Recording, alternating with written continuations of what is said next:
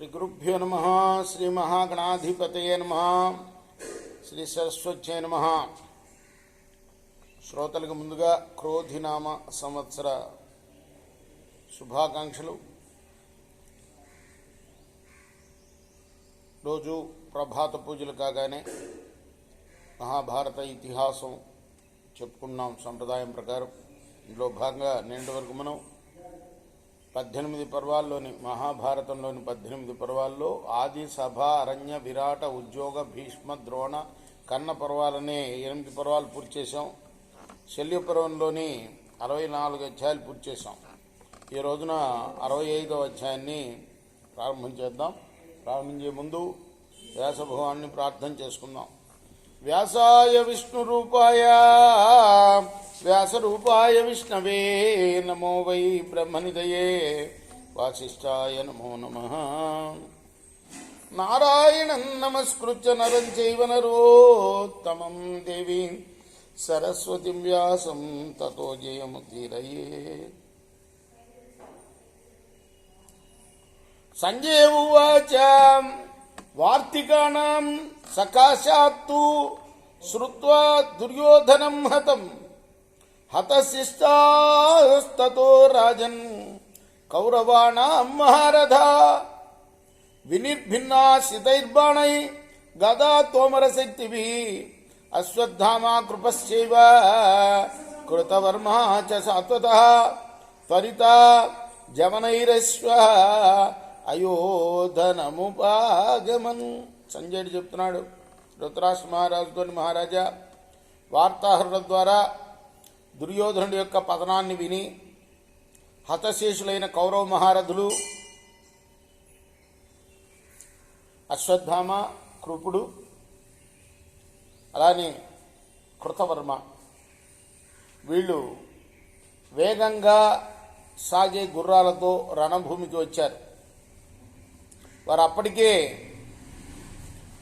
గదలు, తోమరాలు, శక్తులు, పదునైన బాణాలతో గాయపడి ఉన్నారు. తత్రా పశ్యన్ మహాత్మానం ధార్తరాష్ట్రం నిపాతితం ప్రభగ్నం వాయువేగేన మహాశాలం యథావనే భూమౌ విచేష్టమానంతం రుధిరేణ సముక్షితం మహాగజమివారణ్యే వ్యాధేన వినిపాతితం వివర్తమానం బహవః రుధిరౌఘ పరిప్లుతం. అక్కడికి వచ్చాడు. వచ్చిన తర్వాత వాళ్ళు మహాత్ముడైన దుర్యోధనుడు పడిపోయి ఉండటం చూశారు. ఎట్లా ఉన్నాడు ఆయన? వాళ్ళకి గాలి విసురుకి కూలిపోయిన పెద్ద వేగిస చెట్టులాగా ఉన్నాడు. అరణ్యంలో బోయవాడు పడగొట్టిన పెద్ద ఏనుగులాగా నెత్తుడితోటి తడిసి నేలపైన పొర్లుతూ ఉన్నాడు. నెత్తుడి ప్రవాహంలో తడిసి మాటిమాటికి అటు ఇటు ఒత్తిగిలుతున్నాడు.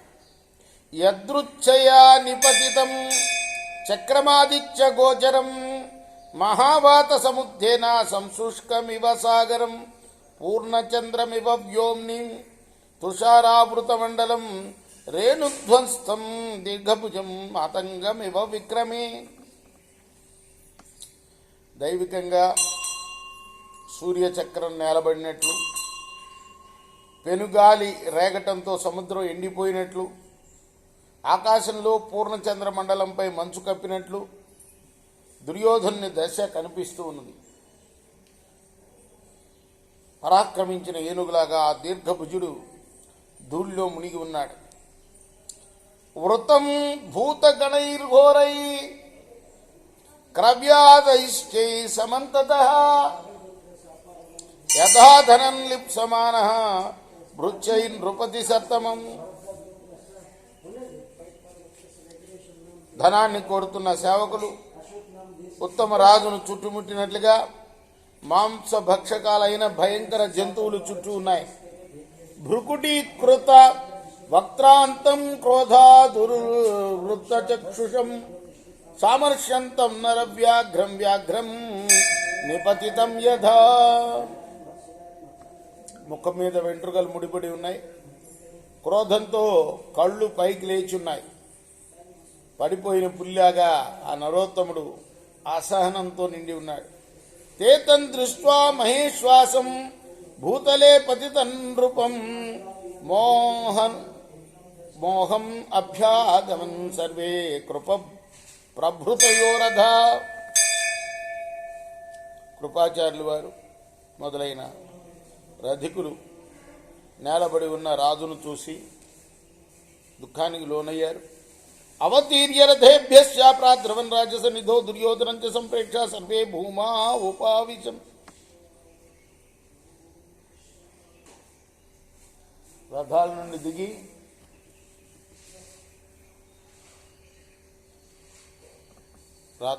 దిగి రాజు దగ్గరికి పరిగెత్తారు వాళ్ళు. దుర్యోధను చేరి అందరూ కూడా నేలపై కూర్చున్నారు. తతో ద్రౌణిర్మహారాజా భాష్పూర్ణే క్షణశ్వసన్ ఉవాచ భరత శ్రేష్టం సర్వలోకేశ్వరేశ్వరం. అప్పుడు అశ్వత్థామ కళ్ళల్లో నీళ్లు నింపుకొని దుర్యోధనుడితో అన్నాడు, నన్నూనన్ విద్యతే సత్యం మానుషే కించిదేవహి ఎత్ర త్వం పురుష వ్యాఘ్ర శేషే పాంసు శురూషిత. ఈ మానవ లోకంలో ఏది శాశ్వతం కాదన్న మాట నిశ్చయం. ఓ పురుష శ్రేష్ఠ, లేకపోతే ఇలా నువ్వు దుమ్ము కొట్టుకుని ఈ నేల మీద పడి ఉండటమా? భూత్వాహి నృపతి పూర్వం. ఆయన వాడింది ఏంటంటే నమానం విద్యతే సత్యం, ఏది కూడా సత్యం కాదు. భూత్వాహి నృపతి పూర్వ సమాజ్ఞాప్య చ వేదినం కథమేకోద్య రాజేంద్ర తిష్టతే నిర్జనే బని. రాజేంద్ర, ఒకప్పుడు రాజువై ఈ భూమిని అంతటినీ శాసించి ఇప్పుడు నిర్జన వనంలో ఒంటరిగా ఎలా ఉన్నావయ్యా? దుశ్శాసనన్న పశ్యామి నాపి కన్న మహారథం నాపి తాన సూరద సర్వానికి భరతర్షభ. ఓ భరతర్షభ, ఏమిటయ్యా ఇది? దుశ్శాసనుడు కనిపించడం లేదు, కర్ణుడు కానీ మిత్రులందరూ ఎవ్వరూ కూడా కనిపించలేదు. దుఃఖ నూనం కృతాంతస్య గతింజాతుం కథంచన లోకానంచ భవాన్ యత్ర శేషే పాంసుషు రుషిత. ఏ రీతిగా అయినా సరే యముని గమనాన్ని కానీ లోక గమనాన్ని కానీ తెలియటం కష్టం. కాకపోతే నువ్వు కూడా దుమ్ము కొట్టుకుని ఇలా పడి ఉంటావా?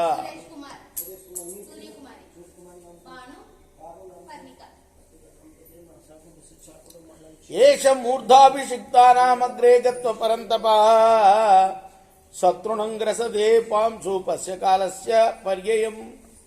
ఈ పరంతపుడు పట్టాభిషక్తుల యొక్క అగ్రభాగాన్ని నిలిచాడు. గడ్డితో కూడి ధూళి కరుస్తున్నాడు.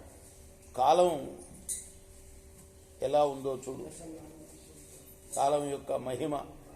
పతే తదవలం చత్రం వేదనం క్వచ పార్థివ సాజతే మహతీ సేన క్వగత పార్థివోత్తమ. రాజా, ఆ వెళ్ళగొడిగేది, ఆ చామరాలేవి? రాజోత్తమ, నీ మహాసేన ఎక్కడికి పోయిందయ్యా? దుర్విజ్ఞేయ గతిర్నూనం కార్యాణం కారణాంతరే యద్వై లోకగురుర్భూత్వా భవానేతాంతశాంగత. ఏ కారణంతో ఏ కార్యం జరుగుతుందో తెలుసుకుంటాం చాలా కష్టం. ఎందుకంటే నువ్వు లోక గురువుగా బతికి ఇప్పుడు ఈ దశను పొందావు.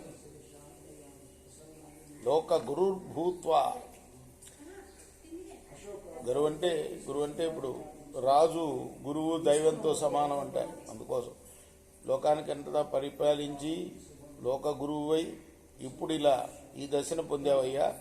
అధ్రువ సర్వమార్చేషు శ్రీరూపాలక్ష్యతే భృజం భవతో వ్యసనం దృష్ట్వా శక్ర విస్పర్ధివో దిరో భృజం. తీవ్రంగా ఇంద్రుడితో సంఘర్షించగల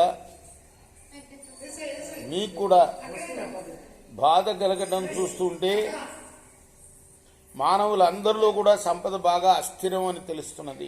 తస్య తత్వచనం శ్రుత్వా దుఃఖితస్య విశేషత ఉవాచ రాజాన్ పుత్రస్తే ప్రాప్తకాలమిదం వచః విమృజ్య నేత్రే పాణిభ్యాం సౌజం భాష్మోత్సృజన్ కృపాదీన్ సతతా వీరాన్ సర్వానేవ నరాధిప. రాజా, బాగా దుఃఖిస్తున్నా. ధృతరాష్ట్ర మహారాజు చెప్తున్నాడు సంజయుడు. ఆ అశ్వత్థామ మాటలు విని నీ కుమారుడు శోకంతో కన్నీరు కారుతూ ఉండగా రెండు చేతులతో కళ్ళు తుడుచుకున్నాడు. ఆ కృపాది వీరులందరితోటి ఇలా అన్నాడు ఆయన, ఈ దృశ్యో లోక ధర్మోయం ధాత్ర నిర్దిష్ట ఉచ్యతే వినాశ సర్వభూతానాం కాల పర్యాయమాగత. బ్రహ్మ లోకధర్మాన్ని ఈ రీతిగానే నిర్దేశించాడని అంటుంటారు. సర్వ ప్రాణులకు కాలక్రమంగా తమ వంతు వచ్చినప్పుడు నాశనం తప్పదు. సోయం మాం సమనుప్రాప్త ప్రత్యక్షం బహుతాం హీయ పృథివీం పాలయిత్వాహం యథాం నిష్ఠావిభాగత. ఇప్పుడు నా వంతు వచ్చింది, మీరందరూ చూస్తూనే ఉన్నారు. నేను రాజ్యాన్ని పాలించిన వాడిని, ఈ పరిస్థితికి వచ్చాను. నేను ఈ రోజున దిశ్చానాహం ప్రావృత యుద్ధే కస్యాహంచితాపది దిశ్చాహం నిత పాపే చలే నైవ విశేషిత ఉత్సాహశ్చ కృతో నిత్యం మయా దిశ్చా యుత్సుత దిశ్చా చాస్మిన్ హతో యుద్ధే నిహత జ్ఞాతిబంధవ దిశ్చా చ ఓహం పశ్యామి ముక్తానస్మాన్ జనక్షయా స్వస్తి యుక్తాంశ కళ్యాంశ తన్మే ప్రియమనుత్తమం మా భవంతోత్ర తప్యంతాం సహృదాన్ నిధనేన మయే యది వేదా ప్రమాణం జితాలోకామయాక్షయా మన్యమానః ప్రభావం చ కృష్ణస్య అమిత తేజసః తేన నచ్చావితశ్చాహం క్షత్రధర్మా స్వనుష్ఠిత సమయా సమనుప్రాప్తః నాస్మి శోచ్యః కథంచన కృతం భవద్భిః సదృశం అనురూపమివాత్మనః యతి తం విజయ నిత్యం దైవంతు దురతిక్రమం ఏతావదుక్త్వా వచనం బాష్పవ్యాకులాచన తూష్ణిం బభూవ రాజ్యేంద్ర రుజాసో విఫలో భృశం. అదృష్టం కొద్దీ నేను ఎటువంటి ఆపదలోనూ వెనుగు తిరగలా ఇంతవరకు, అంటే పోరాడుతూనే ఉన్నాను చివరి వరకు. అయితే నన్ను మోసంతో మాత్రమే పడగొట్టారు వీళ్ళు. అదృష్టం కొద్దీ యుద్ధం చేస్తున్న నేను ఎప్పుడూ ఉత్సాహంగానే ఉన్నాను. అదృష్టం కొద్దీ దాయాదులు బాంధవులు చనిపోయిన తర్వాతనే నేను పడిపోయాను. ఇంత జన వినాశనం నుండి బయటపడిన మిమ్ము చూస్తున్నా. మీరు క్షేమంగా ఉన్నారు, ఏదైనా సాధించగల స్థితిలో ఉన్నారు. అది కూడా నాకు బాగా ఇష్టమైన విషయమే. మీరు స్నేహభావంతో నా మరణానికి దుఃఖించవద్దు సుమా.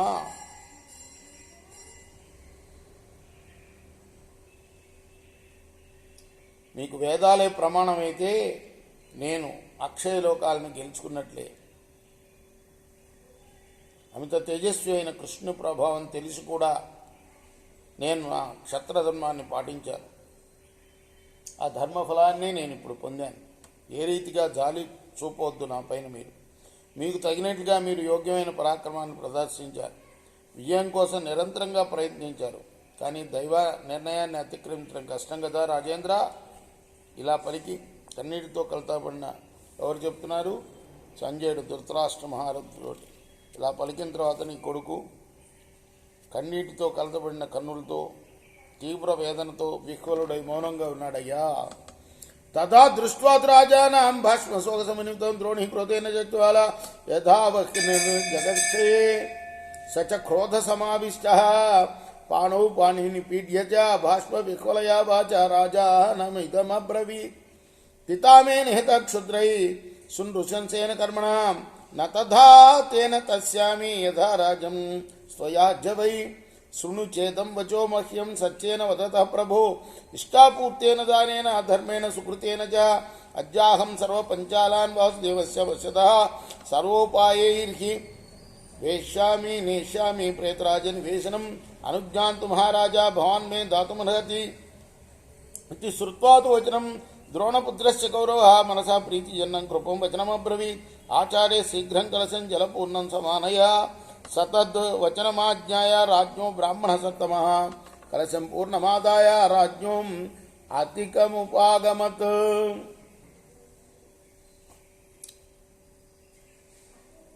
ఆ తర్వాత అటువంటి పరిస్థితుల్లో ఉన్న రాజును చూసి అశ్వత్థామ ప్రళయాగ్నిలాగా మండిపడ్డాడు. క్రోధంతో నిండి దుర్యోధనుని చేయి పట్టుకొని కన్నీటితో చెదిరిన మాటతో దుర్యోధనుడితో అన్నాడు, ఆ క్షుద్రులు క్రూరమైన చేష్టతో నా తండ్రిని చంపారు. అప్పుడు కన్నా ఇప్పుడు నాకు బాధ ఎక్కువైంది. రాజా, నా మాట విను. సత్యం మీద, ఇష్టాపూర్తాల మీద, దానం మీద ధర్మం మీద పుణ్యం మీద ఒట్టేసి చెప్తున్నా.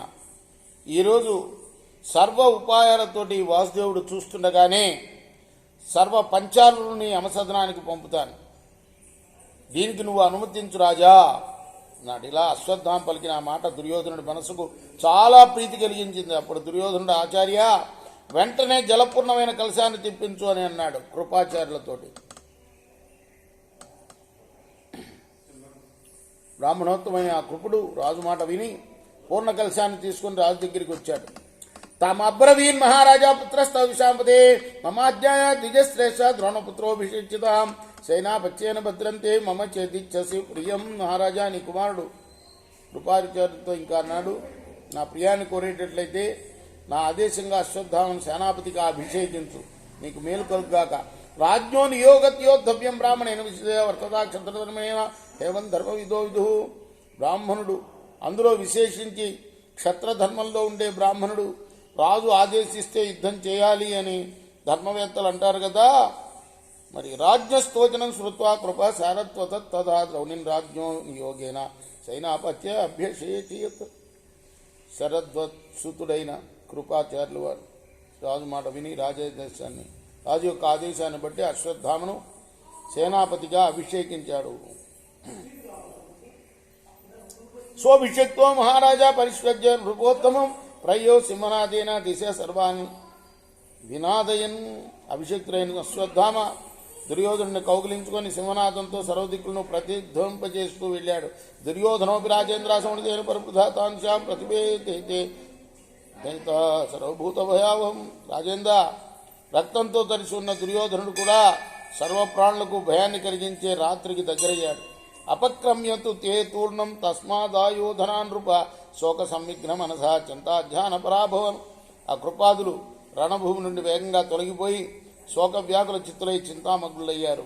ఇది శ్రీ మహాభారతే శల్యపర్వణి గదాపర్వణి అశ్వత్థామ సైనావచ్చాభిషేకే పంచషష్ఠి తమోధ్యాయ. ఇది వ్యాస మహర్షి రచించిన మహాభారత ఇతిహాసంలోని శల్యపర్వంలోని 65వ అధ్యాయం. రేపు 66వ అధ్యాయాన్ని ప్రారంభం చేద్దాం. కృష్ణార్పణమస్తు. స్వస్తి ప్రజాభ్య పరిపాలయంతాం న్యాయేన మార్గేణ మహిమహిషా గోబ్రాహ్మణేభ్య సోమస్కరించ లోకా సమస్తా సుఖినో భవంతు. కృష్ణార్పణమస్తు. సాయి కృష్ణ.